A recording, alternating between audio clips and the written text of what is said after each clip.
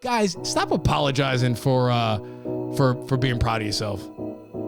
Sometimes people that talk to me, they'll be like, oh my God, they'll be like, I'm sorry, man. I feel like I'm just talking about myself. I'm like, hey man, listen, it's okay to believe in yourself around me, buddy. Okay? You're giving me hope. When good shit happens to people, I get hopeful. Cause that's the positive about being selfish. Welcome to FredTalk, where if you're not learning, hopefully you're laughing. Big kid energy, baby. How you doing? Welcome back to FredTalk podcast. This is a podcast for people that like to get better in life, but also like to have a good time while they're doing it, you know? And it's about finding that balance between making something out of yourself, but also stopping to smell the roses, all right? So I have people on from all different walks of life to talk about their experience and their perspective. There are no wrong answers if you're a guest on my show. It's just your perspective. Tell us what you've read. Tell us what you think. Tell us some thoughts you've formulated on your own. You know? Like tell me some shit that I've never heard of before. You know, since during our break, during the FredTalk podcast break, I started a dating show called Date Live with Freddie Valoy. It's live on YouTube. Every week, I interview two bachelors or bachelorettes, depending. I flip-flop the genders every week.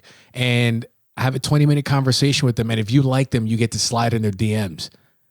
How fucking cool is that? It's like the halfway point between, the Tinder profile and the date. I always say that, but it's a little pit stop. You get to know a little bit more about someone. And they're putting themselves out there. So it's pretty cool, super entertaining. People like it. Subscribe to my YouTube channel. That's where the dating show is. And I've also started a news show as well. You know, me and my buddy Greg Perlman had a FredTalk shifting podcast during his episode. It was like a 2-hour long episode. Great conversation about race and all the fun shit I love to talk about. And so we started a news channel together, man, and we're 3 episodes deep right now, so check that out. That has its own YouTube page. That is World Local News. We take some political and pop culture topics, and we try to have fun with it. We try to have some interesting critique of situations and different, like, thought experiments and things like that, trying to make it fun while sneaking in the intellectual, I guess. I'm not intellectual. Greg likes the politics, and I just like to talk about complex things, and why not jump into this thing? It's been fun. So check that out on YouTube and Twitch, and also anywhere you listen to podcasts as well. Sorry, during the break, your boy was doing some things, releasing these projects. So I have to push. I hate asking you guys for things, even though I know for sure that I've put enough content out to more than justify me asking you to subscribe to something. I know that in my mind, but my heart goes, dude, but don't be annoying to people. You know what I'm saying? That's crazy. And I know a lot of you would be happy to do it for me if I just reminded you a couple times, but it's something that it's that part is uncomfortable for me. Like, I just want to create the funny shit and then have it spread through that, and then have people reach me through that, and not have to tell them subscribe, rate, and review. Just fucking do it. Share it with a friend. If you like my stuff and you think more people should hear it, share it. Yeah, dude, season 2 of FredTalk, it's going to be the same with a little bit more. You feel me? Like, when people ask me how I'm doing in life, I like to tell them same shit, different level. When I can confidently answer that, I know I'm doing all right. If it's someone I hadn't seen in a month or whatever, 3 months. Yeah, Freddie, how you been, man? Hey, same shit, different level, man. How you doing? Like, it's essentially how I want to live my life, because I found the things that I want to, really go at, my relationship, my personal self-care, my creative stuff. And yeah, I'm just going to go with it. You feel me? I'm locked into those things. I'm locked into those things, and now it's just going for it. Same shit, different level. Yeah. That's what it is. So same shit with the FredTalk, but different levels. We're going to be doing more relationship and like sexuality talk, guys. That's just something that, once again, under the umbrella of relationship, something that interests me. And it throughout my life, I've been lucky enough to be allowed into like girl circles during girl talk.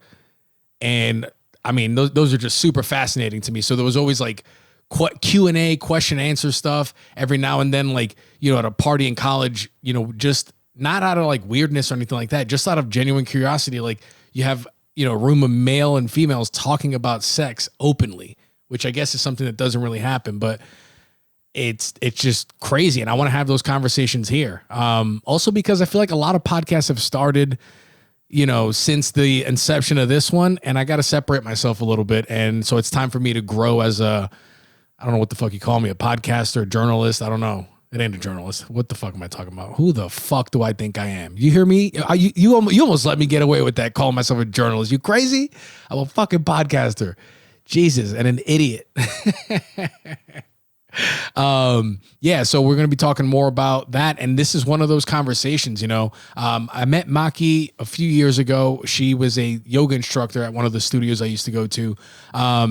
And we've only hung out a couple times, but the times we have hung out, it was kind of like on some like, oh shit, this person, you know, when you meet a thinker or a person that thinks, like, you're just like, oh, this person kind of gets it. And we've been meaning to do this podcast for a while, and finally glad we got around to it. Maki just released an ebook that we talk about in the conversation. For about the first half of the conversation, we talk about why she wrote this book. This book's going to be on anxiety and how to live with it. I mean, I know a lot of us are dealing with some type of anxiety, whether it's something that's lifelong or situational or in a phase, whatever it is. At some point in your life, you deal with it, and it can really fuck you up if you don't know how to manage it. So Maki details her ways to manage anxiety and whatnot, and her story behind it.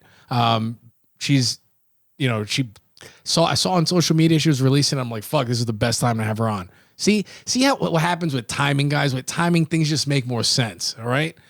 So the first half of the conversation was about the book, and the second half of the conversation, because one of the things Maki likes to talk about is sex. So we get into like seamlessly roll into from the book into communication, and we talked about sexual communication, or at least her and I's perspective on it, which I thought to be an interesting conversation, and also funny. I was just talking, and during the episode, I don't know if I corrected myself then, but I couldn't find the words. We were talking about like how women, you know, foreplay starts with like the conversation, like the brain, but I didn't say it like that. I was like, such a guy. I was like, you know, with women, you want to like fuck their brain first. I'm pretty sure I said that, and I didn't think about it till after I got, like, it was like a couple days later. I was like, did I say you gotta fuck her brain first? Like, and I think Macarena saves me in the conversation, because she did say, she was like, yeah, you gotta start, you know, the brain foreplay. I'm pretty sure I said that. But guys, enjoy this conversation. Macarena Gallardo. She's one of these people out here that are, you know, healing and doing her fucking thing and giving it her all. So I really enjoyed this discussion. Subscribe, rate, and review. Check out World Local News, and check out Date Live with Freddie Valoy. Also, guys, listen, anybody wanting to start podcasts, video editing, YouTube, and things like that, use my guy. Slide up in my DMs on Instagram, and I'll give you his contact info. He's the one that's taking care of my videos. He upgraded my podcast with the sound earlier, but this guy has a whole freaking operation. When I tell you, I've said this before, medium-sized white dudes get shit done. This guy's one of those people. All right. It's Cloud2 Studios. Slide up in my DMs, cloud2studios.com. Check them out, guys. If you're looking for video editing, for even if it's just like singular events, things like that, hit them up. They're good people. And this guy, you know, he's just an honest dude. I love working with him. So he definitely has my freaking stamp of approval. Guys, without any further ado, here's Macarena Gallardo. So Maki, you just finished up your ebook here. Congratulations. Thank you. Yeah. So tell us a little bit about yourself, Maki. Where are you from? So I'm from Argentina. I was born I always say like I was born and raised there, but like I lived there until I was 12 years old, almost 13. And so I guess like the younger parts. And then I moved I was up north. So I was in Connecticut, I was in New York, I was in Connecticut for school. Then I bounced around and moved to North Carolina. I was in New Orleans, then back to New York, and back to North Carolina. That's pretty cool. I like that move, because I feel like when people move to different parts of the world like that, I feel like you take like a part of you is a part of there in a way. Absolutely. What do you think you've picked up from each part of the world that you've lived in? Like So one thing from each. I would say Argentina was definitely the culture. It never leaves me. Like Yeah. I'm very much in love with it. Yeah. And the North, I'll be honest, I never related to Connecticut. Never, never, never. I don't think many people, you don't look like the Connecticut type. I'm sorry. Never. And there was something about New York that like spending time there, whether it was like the weekends or a day, you know, you could just take the train and be there. So it was so quick. And I know that it was definitely like the mix of all the cultures and the flavor, right? Yeah. So I would say that out of New York, I actually took that like don't mess with me attitude, but not in like a bad way, like, oh, don't mess with me, but like it's more as in like, I got this, like I'm good. Yeah. You know, like that kind of attitude. And then from New Orleans, that was very interesting. I spent a lot of time in New Orleans, back and forth between Raleigh and New Orleans, but I definitely took the feeling of just living life as it is and accepting for what it is, because people there, like, no matter what it is that happens to them, they still like just thrive and they love their city. Yeah. That's what I hear about that. There's like a special energy in New Orleans that only New Orleans has. Yeah, 100% only theirs. And then I spent a lot of time in Raleigh, and now I'm in Charlotte, North Carolina, but I've spent a lot of time in North Carolina, and it's definitely it's opened my eyes to that Southern hospitality and just really like accepting that, like, you know, you can be nice to people that you don't know. Yeah, right. It's not like, yo, do I have something on my face? What are you looking at me? It's like, why are you looking at me? You know me? Yeah, like, get to be on you. Like, it's just exactly. So I've learned that a lot of that from I mean, I love every place I've been in. I mean, I can't say that I loved Connecticut, but it definitely taught me a few things. I'm just still trying to figure out which ones those are. Nice. Okay. At least it told you that you don't want to be in Connecticut. We can say absolutely. That. So, what is your ebook about, and what inspired you to write it? So my ebook, this one is about anxiety and stress. What inspired me to write it is because I've been a super anxious person, I would say, my whole life, but I've always disguised it as like, oh, everything's good. Even since I was little, I never really expressed a lot of stress or anxiety. And I realized like how many people are out there looking for an answer, and it's not necessarily an answer, but it's more of like just steps and like tools to guide you through the day. Because I'm not a big fan of believing that anxiety is something that just comes up randomly. I think that we live with it every day. It's just different levels of it, you know? So the ebook is really just like figuring out if the techniques that worked for me, that come from therapy, that come from yoga, and just like personal experience of literally just sitting in my house and trying to figure out like, how do I manage this? It's all compiled into this little baby ebook.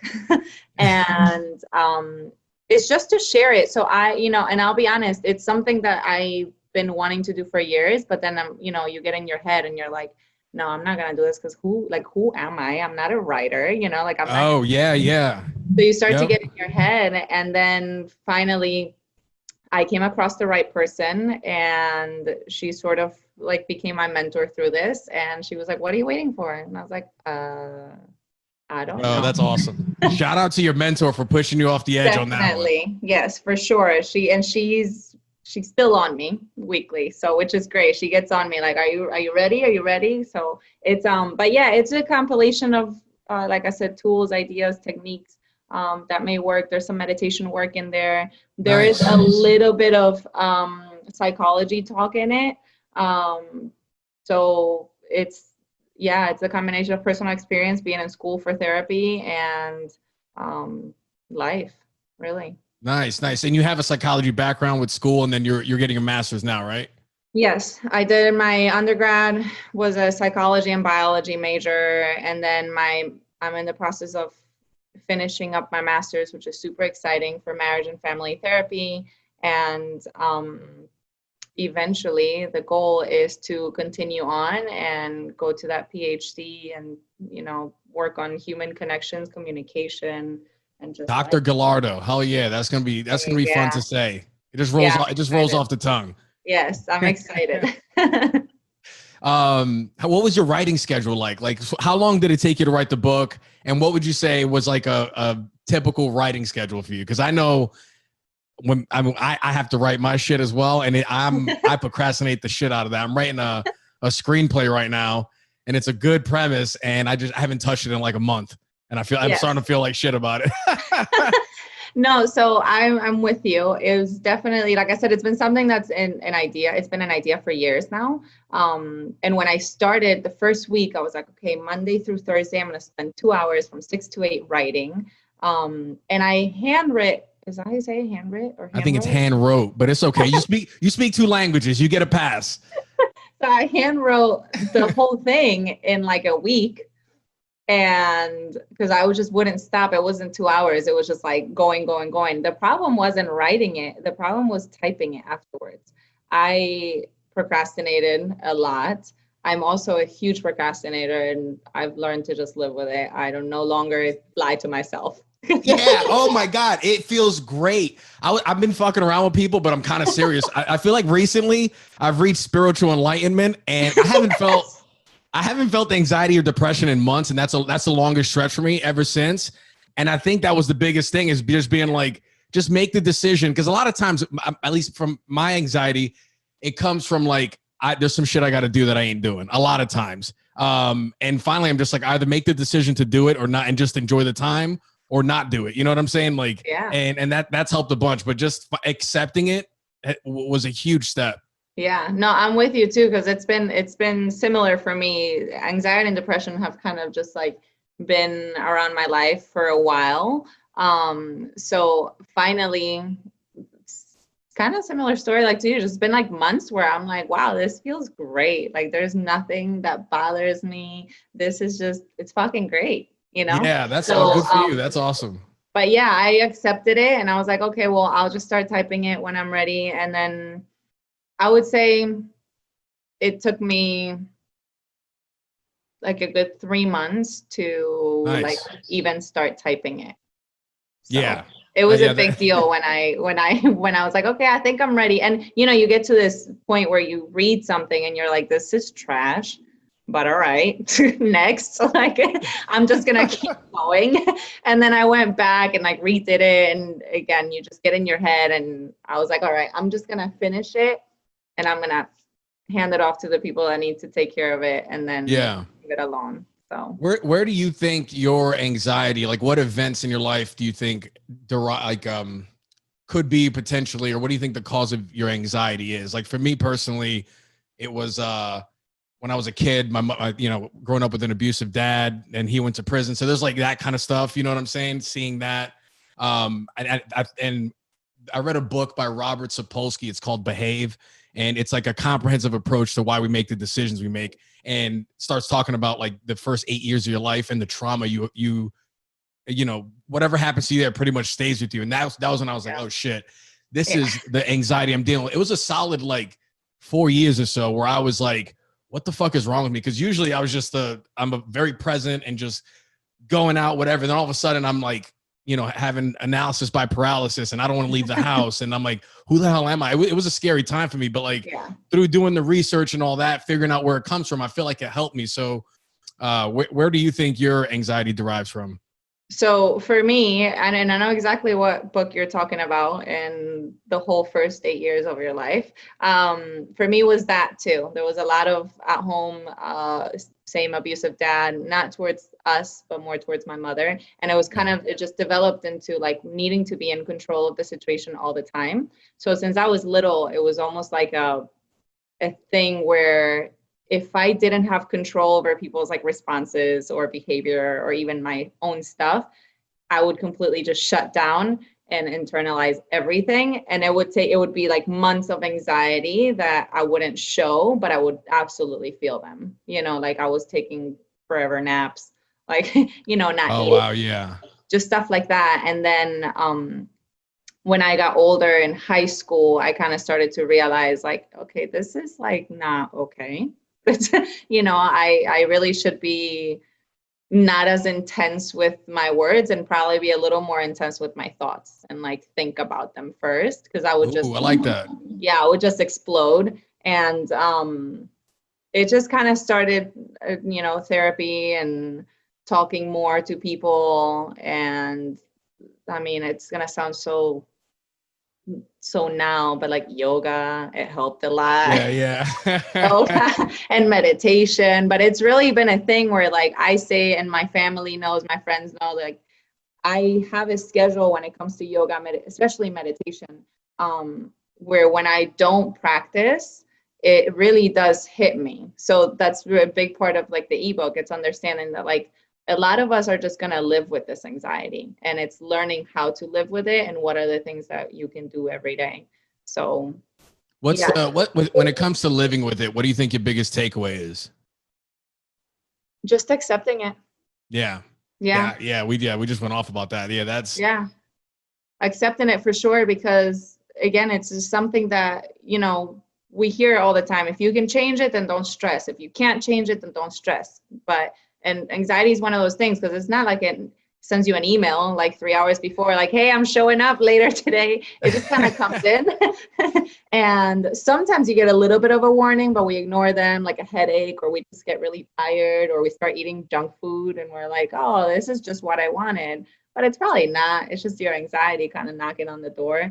And I feel like it's definitely just accepting, like it might show up, but when it does show up, I know the things that have worked for me and the things that still continue to work for me that I can do immediately to either relieve it, and or if I'm at work, or if I can't just be home and sit on my floor and meditate for 30 minutes, then I know there's other things I can do throughout the day. Yeah. That would be cool if anxiety could send you an email though. That'd be nice. It would be super nice. Like a warning, hey, I'm about to fuck up your day. It gives you like a week notice, like, hey girl, just so you could plan out your day. Listen, Tuesday through Thursday, you ain't gonna want to do shit. You might not even want to shower. You know what I'm saying? It's gonna be bad, but just want to let you know in advance. Yeah. You're not sleeping. Yeah. So yeah, exactly. I'm gonna make you think everybody hates you when nobody's even really thinking about you right now. Yeah, exactly. Yeah, that's the worst too. It's like we think that happens too with anxiety. I've noticed, like you think everyone is concerned about you, and it's like actually nobody probably has even looked away. Like it's it's fine. Yeah. What so after somebody reads this ebook, how do you think they should feel? Like what we, you know, after reading this, what's your goal for them? So ideally, I would love for people to understand that like we're humans, and I know we hear this so much. There's a lot of words out there that we hear a lot, like be human, radical acceptance, and all those words are in that ebook. But it's really just understanding that like we have emotions, like the feelings, and they either come up like in your body as like, you know, cravings for certain foods, or they come up as anger or whatever it is. I just want people to feel human and know that like it's not a word that's being thrown out there, but to really understand like what is you, like you, Freddie, right? Like what is it for you to be human? What does that feel like? Does it feel like sometimes being angry, sometimes being sad, and just accepting it, you know, or sometimes being ecstatic, so happy that you're like, and you can't really like do anything but be happy and ecstatic. So the point is for that, and to know that there are things that we can remember to do when anxiety and stress kind of overload the day. So yeah, it's hopefully nice. Right? So you've been, how many years would you say you can, like, have you been consciously dealing with anxiety and depression? Consciously for 10 years. 10 years. Yeah, for sure. Nice. So before then, I was just ignoring it. I was like, oh, I think I just want a milkshake from Wendy's, even though I'm allergic. Like it's fine. I was the same. I was the same way. Food and then drugs. I'm like, yeah, I'll go do a bunch of cocaine and just distract myself from everything. Like, yeah, I definitely had my smoking moments where I was like, oh, this feels so cool, and it's like, wait, my anxiety comes from not having control over things. So yeah, I'm gonna go get high. That makes no sense. Yeah, I feel like for a lot of people, weed has like a shelf life. Like it's cool for a certain amount of years. Then after that, it just gives people anxiety. Yes. is what I've noticed with a lot of people. Absolutely. Either that or like when you get to that point where like you get to a point where like you're good, right? Like life is good, it feels good. Like I could say that now where I'm like, no, everything's great. Like I'm human, I'm living, I'm good. If I smoke, it gets me so deep in my head. I start thinking like, you know, who else feels human? And I just start kind of like, who else is out there feeling this shit? Because I know there's more people. Yeah. That's hilarious. Let's see. Book. So what's the future looking like for you? Like, you know, what's your goal with this book, and then what's, you know, after that? Yeah. So my plan is to actually have 3 more ebooks, and You know what they're going to be about? yes. So one of them is just human connection. I don't know like the titles or anything yet, but that's what it's all about, human connection. The third one will be grief. And then the fourth one is like creating presence. So around that. But they're going to be a little bit more like research based. So I want to talk to people about certain things and just how they feel and experiences that they've had, because my idea is to eventually compile all 4 of them into an actual book and use it as part of like my research for my PhD. Do you have an idea what you're gonna research, or you just collecting a bunch of now? So it's definitely, you know, I want to get into like the yoga world and human connection. So I have like all these topics that come to mind, but it comes down to connection and communication. So I just have to figure out like with how I'm gonna get there. Yeah. But for now, I'll just write ebooks and release them. And oh, that's awesome. Well, good for you. Are you? Because there was a phase in my life where when things were good, I would self-sabotage. Are you that type of person as well? I have been in situations like that. Yes, I've Yeah. been in a where I'll do that, and then I'll just kind of go into this cocoon where it's like, no, you're not doing any of that because who are you, right? Yeah. But no, I've learned also to understand that like, although that may be a part of me somewhere inside, that there's someone new today that feels good. So to allow that person to be and to feel whatever I'm feeling now. So if I'm feeling good and I'm feeling like this is actually the best and like I've felt the most free and the happy, I don't even like to use the word happy, but the most content that I have in my whole life.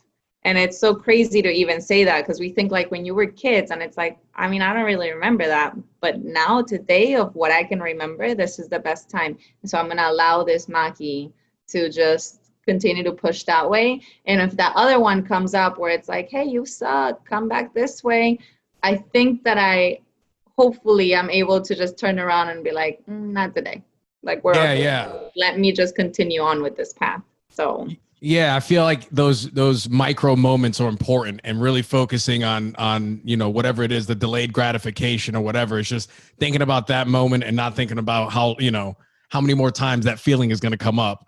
So exactly. I've been doing more like that, just purposely delaying gratification as well. That's been another like thing I feel like that's kind of helped me feel more, I don't know, grounded and balanced and whatnot. So yeah, this is cool. I love that you're doing this book. I like that. So this first book is a little bit more like your perspective.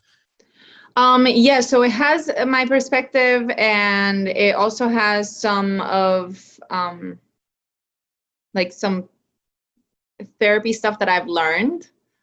Legally, I can't like give out like therapy, whatever lessons or sessions. Legally, I can't really give out like any like therapy advice. So it's all through it. I did it mainly like the lens of what I've learned through yoga and therapy, and combined it in like my perspective. So give you one. Can you give us one? Yeah. So my favorite one is living with your inner critic, like how to live with that. Tell us a little bit about that. I like the sound of that. So the inner critic, I believe that we look at it as such a negative thing, And we tend to try to like shut it down. Like we hear the voice that's like, no, you're not good enough. And automatically we're like, no, tell that person or that little voice to shut up. And I think that's where we make the mistake. We kind of become an enemy of our inner critic instead of befriending it. Because if you look at your inner critic sort of this big protector of yours, that's just protecting you for if failure happens, right? Then it's almost like, oh, well, I already knew that was going to happen.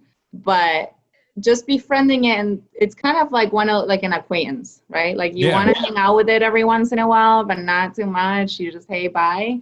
And I think that's important because, like I said, a lot of times we tend to just want to shut it off completely. And that's also very unrealistic.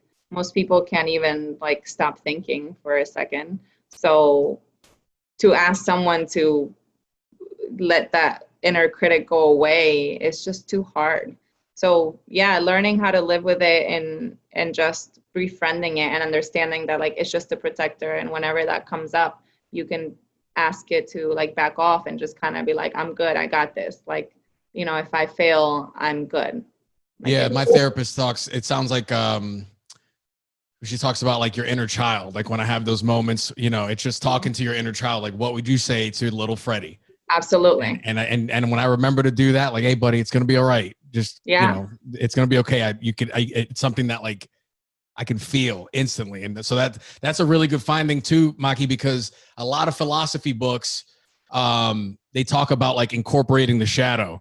Like, don't steer away from the bad shit. Like that's what makes you. Just like I mean, what you just said, befriend it, get comfortable with it, and learn to use it on your side. So that's really cool. Yeah, it's funny that you say that, the shadow. I was just writing earlier about I have like this crush on Carl Jung. And Jungian he talks philosophy about the shadow a lot. And I was just writing how, like learning how to hang out with all of your archetypes and just let them be present in your life. And it's like, oh, there you are. And there you are. I remember you over there. Like, I don't like you, but okay, let's hang out. But yeah, it's the same. And actually one of the exercises in the ebook for the inner critic is to write like a letter or even just like a text message now, right? To like a younger version of you or your younger sister, sibling, whatever, friend. Yeah, because I think that helps a lot, because we wouldn't, I mean, I've actually know a few people that would tell their kids to like shut up and keep it pushing. But, it's like, I'm like, I don't think we would all actually say that to a little version of ourselves. So yeah. I like to extrapolate that archetype thinking and on society as well. Like I'm the kind of person, like I like to have different people, like my circle of friends, like from across like, obviously races, cultures, but like socioeconomic backgrounds. Cause I think it's good for my mental health to get different perspectives like that. So I like to do the archetype thing across people in society. So I'm like, oh, this is my like this person, or this is that. If I need this, I go to that person. Like, yeah, no, absolutely. I just don't ever think that there's not one friend or person in my life that can give me everything I need. So everyone, I just you figure out what, why you love them so much, figure out what annoys the fuck out of you about them, learn to love that. And then, Yeah, no, I agree with you. I feel like we're very similar when it comes to this stuff. I feel like a lot of my friends come from everywhere. Like you said, races, I don't know, socioeconomic status, every cultures, religions, everything. Yeah. So it is good. I think it is healthy to have all that, because then you have different points of views, different ideas. I think that's good. Yeah, it gives you like more empathy and stuff too. Yeah. What I know you think a lot. So what are you thinking about these days? I do think a lot. That's so funny. Last night I was hanging out with my friends, and we have this thing where like we randomly say like, so what are you thinking of right now? Oh, that's great. That's so fun. But it always gets me when I'm thinking of sex. I'm like, damn it, again. They did it again. And they laugh because they're like, of course, we knew that already. I think a lot about human connection, a lot of it. And that includes sex in it. And then I'm also thinking a lot about just like the brain. I just think a lot about the brain and how we communicate, and how, I don't know, I feel like the world is just really interesting right now. So. Oh yeah, yeah. This is like, I know a lot of people say like, a lot of people tell you they don't like people, but I feel like that's taking the easy way out. For me, Yeah. I don't have a choice really. I just like people because to me, humans, like people are the most interesting thing in the universe by far. I don't give a fuck what anybody says. Like, and I'm just interested. Like, so when someone says some off the wall shit, it could be some, it can be a lot of things, you know. But Yeah. my reaction isn't to get scared; it's to be like, huh, why are they thinking that? I want to know why they feel that way. So I just start, you know, just naturally start asking them questions and stuff. But I noticed that with you, a through line for you is communication. Like it seems like you're trying to get deeper on like you said, human connection and communication. Do you know, or do you have an idea as to what, you know, why that is, you think? Yeah, I feel like I kept myself in this like little box for such a long time, which I feel like a lot of us do anyway, just to like please the world. Um, Yep. and the past couple of, well, not couple, I would say at least like 6 to 7 months, I've just kind of opened that box and it just feels so good. And I've realized also, I've always known that communication makes people feel good, no matter what type of communication it is. Like you can say something negative to someone, but they'd probably appreciate you being negative other than like not saying anything or lying to them about it. Oh yeah, yeah. So I feel like it gives us a sense of freedom that we're not really too familiar with because we're afraid of communication. We're So afraid to like, you mean to put ourselves out there for like chance yeah, of being put down? yeah, yeah. I feel like we're definitely afraid to put ourselves out there in a good way and a bad way, or whoever is judging like the bad, right? Whatever. Um, Yeah. but yeah, it's just I feel like definitely it's like a a big task that we're all trying to do, like go out there and just be ourselves. And I think communication is a big part of it. All right. So you think about sex, you think about communication. If I ask you like explain like sexual communication, we're just kind of just going off the dome here. So Yeah. we're just having fun. Explain like sexual communication and what that means to you. Um, well, because I do think a lot, my immediate question would be like, okay, are we talking about like tangible sexual communication or just like abstract, I guess, like something you can't touch or see? Ooh, let's start with the abstract and then, yeah. Okay. So that would be words, for sure.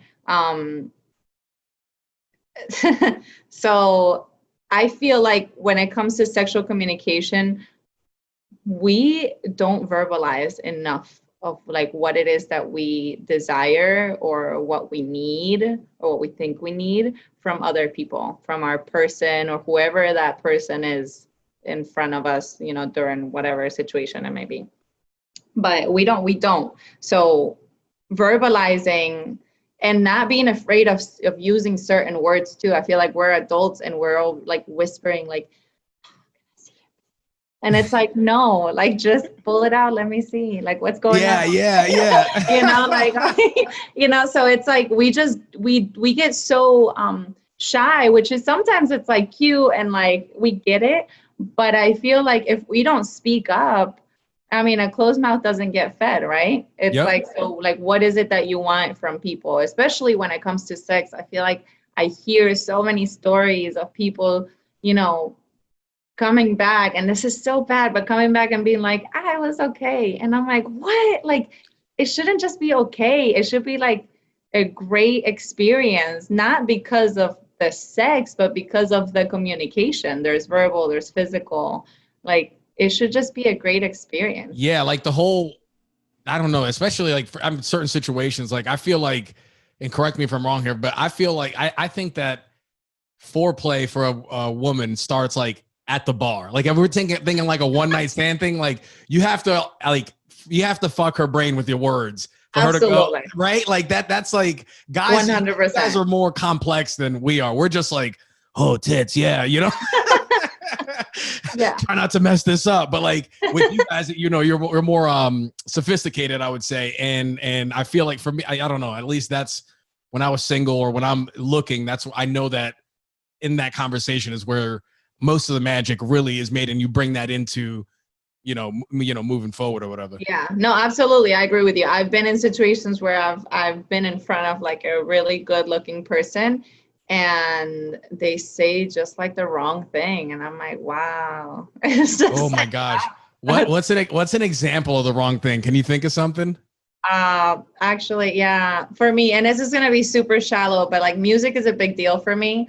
And I remember I went on this date and we were at was that place Neptune's? No, it's in Raleigh. It was like an underground little thing. Yeah, Neptune's. Neptune's, yeah. So we were there, and I remember walking downstairs, and I heard that they were playing Mos Def, so I was already like excited about it because I like that kind of music, and I was like, okay, this is good. And then it was like Common and Erykah Badu, and I was like, okay, I like this vibe. This is good, and this guy is cute.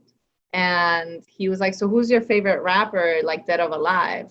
They're dead or alive. And I was like, oh, Biggie.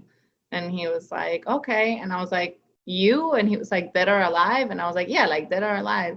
And he said Little Boosie, which at the time, so let me explain this. This was probably, I was 25 and he was 23. So I'm 32. So that was a while ago. Yeah. Yeah, So the yeah. only like Little Boosie songs I had heard, I think it was like the Independent song or whatever that song was. Yeah, Yeah. INDEPENT. Which also, because I'm ESL, it took me like a year to realize what he was spelling. So I was like, I just kept like bopping my head when the song would come on. But it's such a turn off because, I mean, you took me to this place where there's like all these like lyrical, Lauryn Hill, like lyrical and conscious and aware people playing on these speakers. And you hit me with that? I'll never forget because I chugged my whiskey. I walked upstairs and I called my ex-boyfriend and I was like, hey, like what's going on? You won't believe what just happened to me. So it was pretty bad. But I've also been in situations where like the wrong thing to say is like, oh, you're smart and they would pause. And I'm like, you're smart for a what? Like, for a woman? Like, for a woman? 2020. Come on. Yeah. Yeah, that's a weird one. Yeah. You could say you could be surprised if someone's attractive and smart because sometimes people just rest on being attractive and they don't work on themselves. And I actually feel really bad for those people. But to say you're smart for a woman, how old was that? Was he a time traveler from the 1920s or something? Like, I'm not sure, but I thought that was such a caveman comment to me. Word up, yo! Like that was what the hell. Yeah, no, but you're right. You definitely have to. When it comes to women, I feel like you definitely have to like get in their brains before, and the foreplay does start there. Yeah, for sure. I like the Boosie filter, even though a Boosie, I kind of take him for what he is, and he's super entertaining and all that. But I do like that you had it's kind of like a filter. I think we put in place. Like my version of that would be, I could never be with a woman that doesn't like South Park, like the show South Park.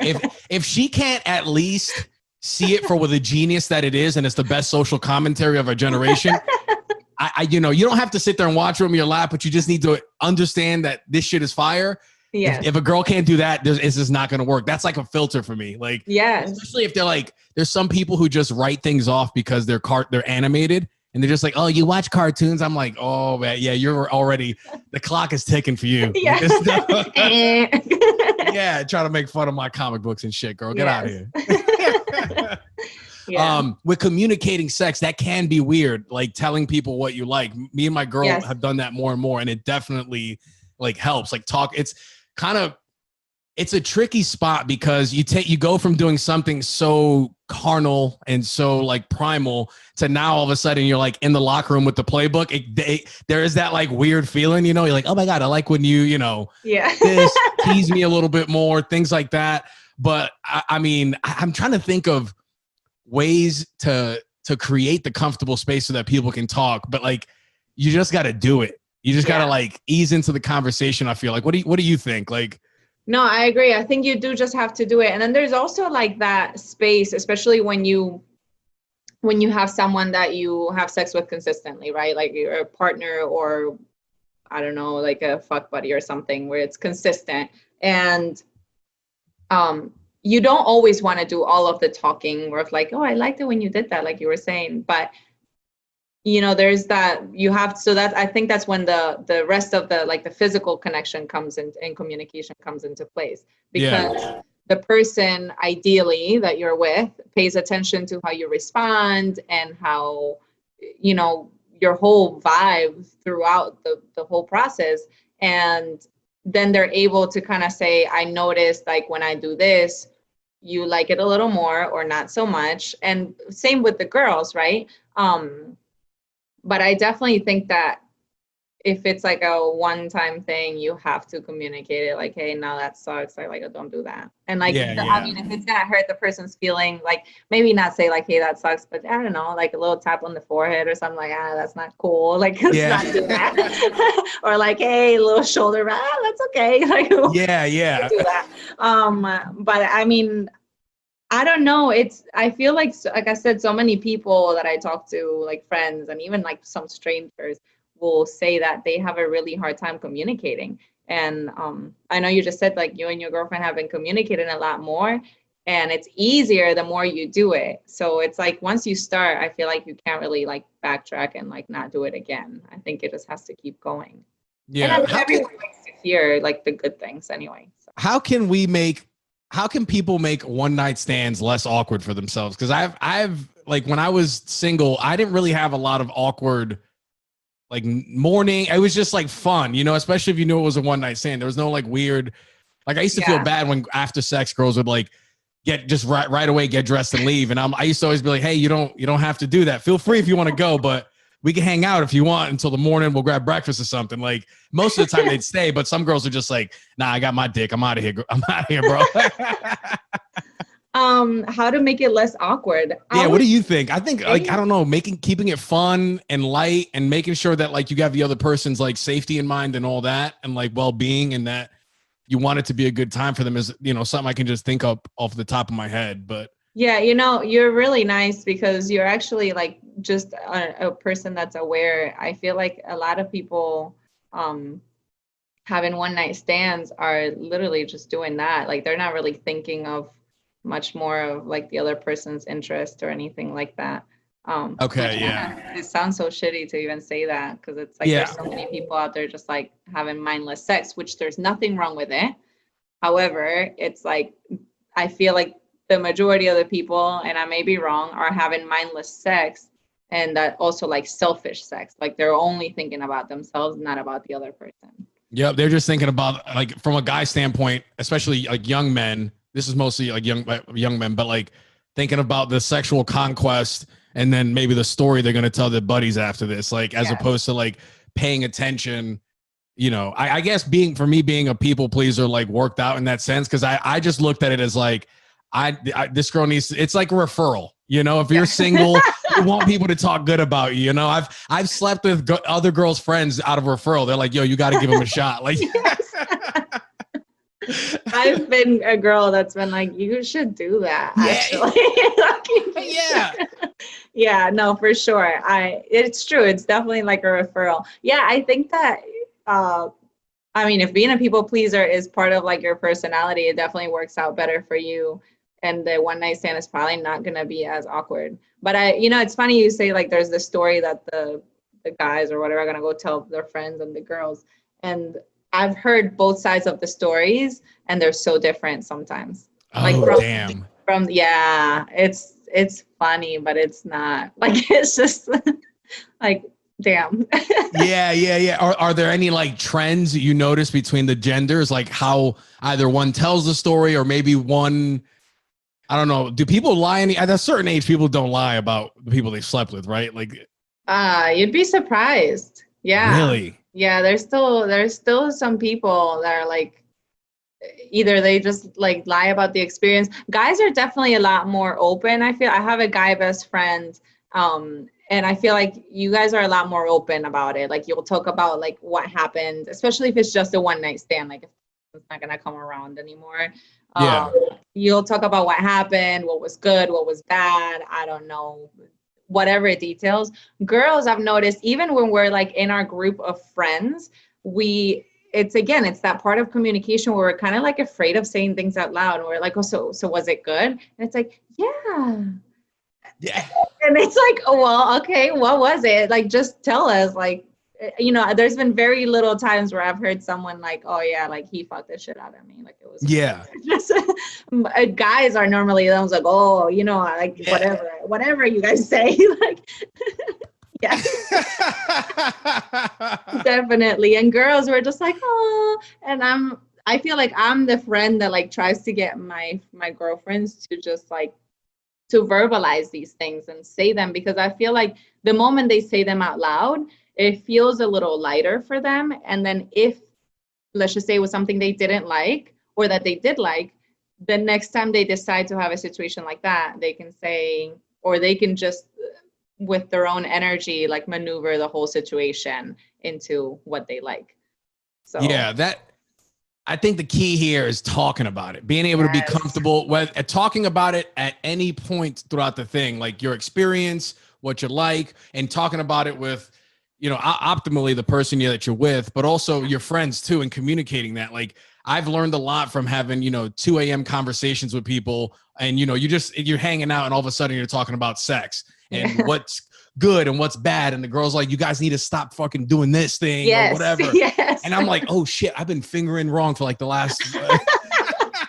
It's so true. We have, girls, we have those conversations too. I've been lucky. I have a group of friends where we were at a bar one time and we were talking about how like in your 20s, especially early 20s, you're just getting like pounded. Like it's just like, and it's like, who likes that? And who is lying out here to these men? Because that doesn't feel good. Like you guys need to stop. And the bartender was walking by and he turned around and looked at us, and he must have been 25. And we're like, yes, you're welcome. Stop doing that. Like just stop.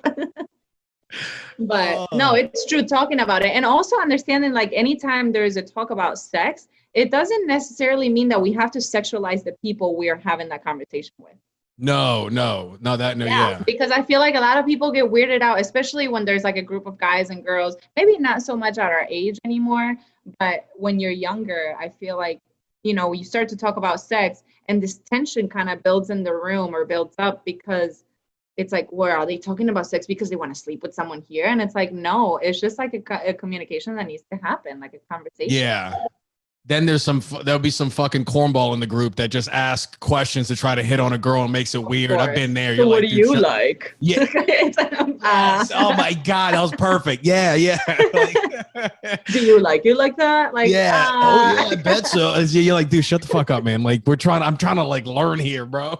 Yeah, exactly. I'm trying to take this knowledge for the future, bro. Like, get out of here. Yeah, exactly. Yeah, that's shit. True. Well, hell yeah, Maki. Anything else? I feel like this was a great podcast. Thank you for coming on and talking about your book and talking about like sex and relationship stuff. As this, second season of my podcast, I would like to get more people's experience on like relationships and connection and things like that. So I feel like you're the perfect first guest for me for season 2. Yeah, no, this was great. I loved it. I think that the ebook is definitely a big deal for sure. And I'll keep you posted on like when it's finally like fully released. Okay, yeah, let me know. It can be received or whatever, really, for people to have. And then, this was cool. I love talking about sex and relationships. So it's almost like I don't know. I should just make it a hobby or something. You should start a podcast. I know, right? Yeah, that's how I am. For me, it's race and relationships. Those are the things I love talking about. Yes. And in comedy, I just started talking about getting more into like relationship stuff. A lot of the first part of my act is very race heavy, getting to know me, being Dominican, my experience being in an interracial relationship, blah, blah, blah. And now I'm like, I want to do some other shit now. So now I'm talking more about, men and women and, shit like that. So I'm working on some stuff now. I just got back on stage last week. So I'm like, I saw that. I'm so happy. I'm like, I didn't know I was missing that part of my life. Like I was. It's needed. I'm telling you, human connection. Like you have to get out there, and even if it's like socially distanced or people that don't know you, it's so necessary and it's so good for your mental health. It really is. It is. Maki, where can people find you if they want to reach out about your ebook and stuff like that? So I am on social media. I'm on Instagram right now. And it's at Yoga with Maki, and that's Macky, Maki. And I'm in the process of building a website, which I was very resistant to, but it's You got to do coming it, out. girl. Yeah, I have to. It's coming out with the ebook, so it'll be like a whole big release. Boom. Fuck yeah, that's awesome. Hey, Maki, I'm super proud of you. Way to jump off the ledge and get some shit done. That's really cool. Thank you. Awesome. I'll see you later, Maki. All right. Bye. Yeah.